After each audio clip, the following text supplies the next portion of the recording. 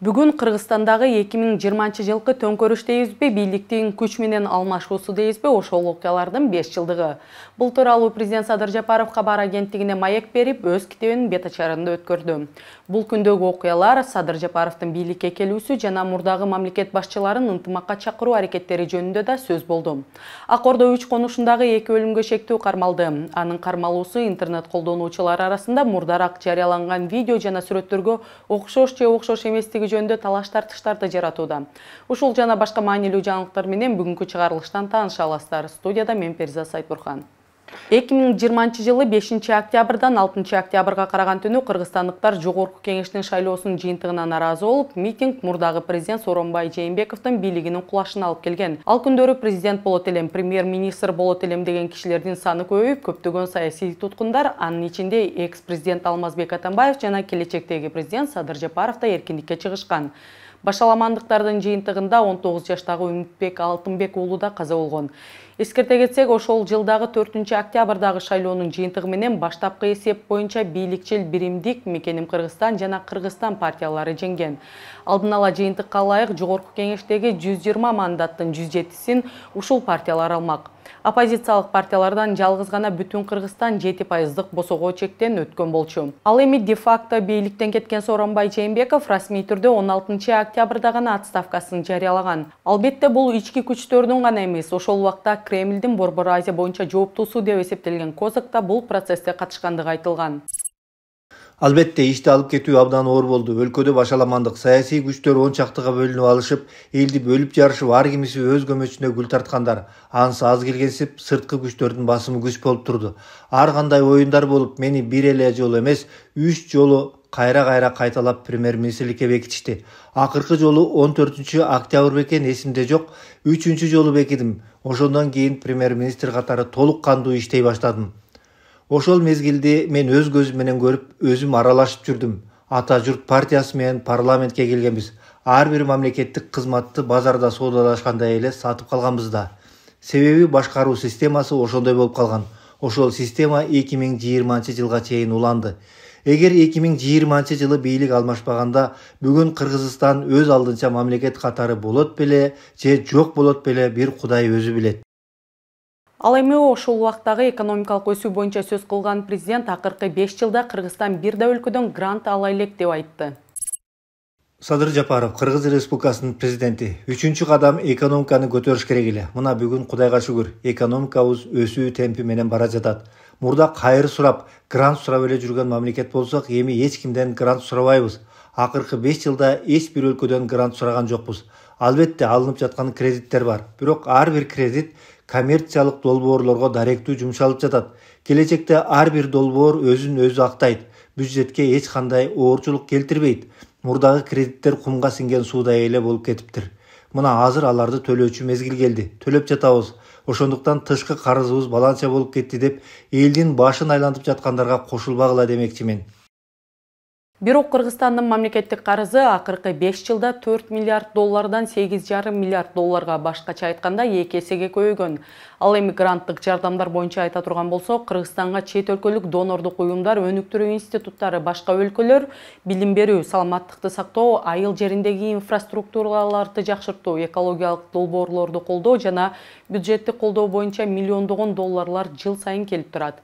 Андан сырткары президент Кыргызстандын мурдагы өлкө башчыларын топтогон иш-чара боюнча да кеп курган. Эске салсак, аталган жолугушуу 2023 жылдын 18 февралында орун алып, Атамбаев менен Жапаровдун ортосундагы келишпестиктердин башталышы ошондо болгон деп айтылып жүрөт.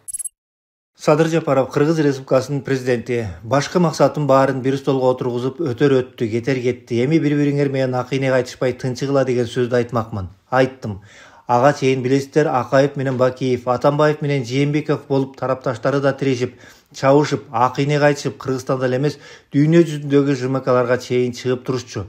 Булардын баары жөн кишилер эмес, аздыр көптүр, жамандыр жакшыдыр мамлекет башкаргандар. Анан эле баары бири-бири менен чабышып атса, дүйнөлүк коомчулук Кыргызстанда тынч эмес деп ойлойт экен да. Албетте инвестор келбейт. Далай ири инвесторлорду көрдүм. Кыргызстан дегенде буйтай качышат экен. Ошондон улам баарын чогултуп айтчу сөздү айттым. Ошондон кийин бири-бири менен урушпай калышты.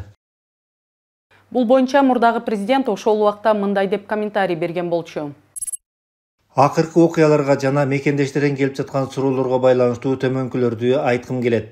Ооба, экстердин жолугушуусу болду. Ооба, мен ошол жерде болдум. Тактап айтканда, мен ал жерге туш болуп калдым. Анткени мага бул жолугушууда мурдагы президенттердин бири болору тууралуу кабарлашкан эмес. Мага президент Садыр Жапаров жана Камчыбек Ташиев менен жолугуп, эркин адамдардай тең ата сүйлөшүп, эски таарынычтарды унуталы деп чакырып жатышат дешти. Өлкөбүздө тынчтык жана биримдик орнотуу менен Бакиевтерди Кыргызстанга кайтаруу бул эки башка маселе. Буга жооп кылып 2005 жылдан 2010 жылга чейин өлкөнү башкарган президент Курманбек Бакиев мындай форматтагы жолугушуу бардык катышуучулар үчүн күтүүсүз болгондугун, бул алардын реакцияларынан эле көрүнүп тургандыгын белгилеген. Анан Атамбаевдин мындай сөздөрүнө бир нече рюмкадан кийин өзүн жана сөздөрүн көзөмөлдөй албай калгандыгы себеп болгон деп айткан.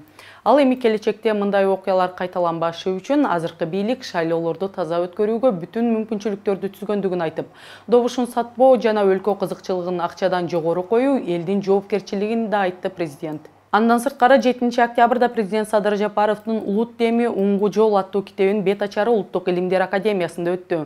Мамлекеттик катчы Марат Иманкулов китеп мамлекет башчысынын идеялары менен көз караштарын жыйынтыктаган коом үчүн маанилүү руханий мурас экендигин белгиледи. Улут теми Уңгу жол тандалган сөздөр китеби президент Жапаровдун аркыл маектерин, кайрылууларын жана ойлорунун топтому болуп, анда мамлекеттүүлүк, улуттук баалуулуктар, коомдун биримдиги жана өнүгүүнүн багыттары тууралуу ой толгоолор Анда президенттин тандамал сөздөрү мамлекеттик кызматкерлер менен коомдук ишмерлерге, илимпоздор менен жаштарга жана жалпы эле окурмандарга арналган. Былтыр жыл башында президент Садыр Жапаровдун жаңы Кыргызстандагы куруунун багыты деген китеби да жарык көргөн. Ички иштер министрлиги Бишкектеги Ак Ордо 3 конушунда 2 кишини өлтүрүүгө шектүүнүн кармалышынын чоо жайын билдирди. Ички иштер министрлигинин маалыматы боюнча өлтүрүлгөн 34 жаштагы жаранга 18 жолу, ал эми анын 36 жаштагы эжесине 11 жолу бычак сайылган. Милиция ошол түнү өлтүрүлгөн адамдын аялы үйдө болгондугун тастыктады. Анын көрсөтмөлөрү негизинде шектүүнүн фотороботу түзүлгөн. Ийим ошондой эле үйгө жакын жерде өлтүрүлгөн адамдын унаасында ири суммадагы акча болгондугун да тастыктады. Кармалган 19 жаштагы ИИСи убактылуу кармоочу жайга киргизилди. Бирок шектүүнүн сүрөтү менен кармалган кишинин окшош же окшош эмес болгондугу соц тармактардагы көптөгөн талаш-тартыштарды жаратты. Буга президенттин маалыматтык саясат бөлүмүнүн башчысы Дайырбек Орунбеков жооп берди. Ак Ордо конушунда болгон адам өлтүрүү фактысы боюнча шектүү кармалды. Соцсеттерде бул жаш эле бала экен, кантип эле өлтүрүп койсун деген пикирлер жазылып жатат.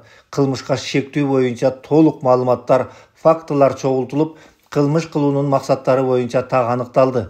Тергөө жүрүп жатат. Ал тургай 2 адамды өлтүрүүгө шектелип кармалган баланын атасы боюнча дагы маалыматтар келип түштү. Шектүүнүн атасы Майрамбек Садыков дагы мурда 2 жолу соттолгон экен. Уюшкан кылмыш тобунун жетекчилеринин бири. Дөө Чыңгыздын уюшкан кылмыш тобунун активдүү мүчөсү катары Ички иштер министрлигинде каттоодо турган.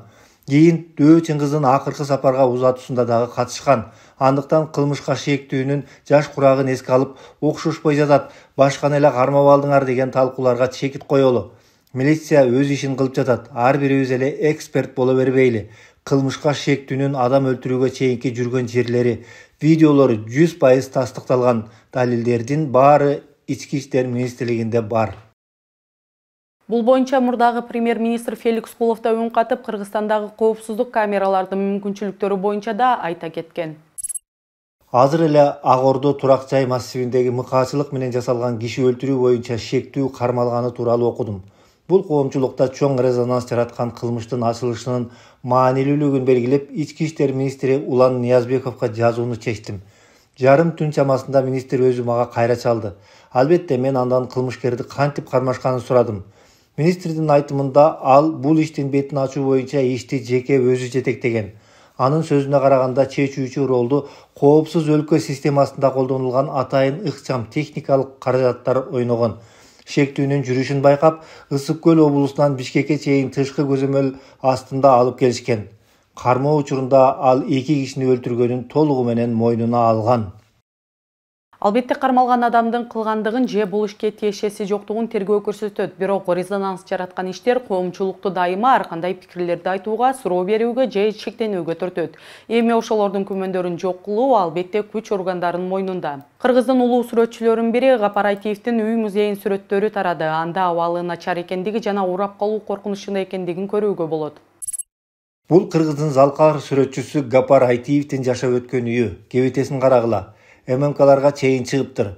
Маданият министрлиги чача-пача деп элдин оозун жапкандан көрө ушундай иштер менен эмнеге алектенбейт? Бизде идеология, баалуулук, анан бирдеме жол дей эле беришет. Андан көрө үлгүлүү аракети менен тарыхка, баалуулуктарга кандай мамиле кыларын көрсөтүп коюшпайбы? Балдарына өтүп кетиптир, соттошуп жүрүшөт экен. Бирок бизде татынакай эле мамлекетке өтсүндөрдү көрүп эле жүрөбүз го.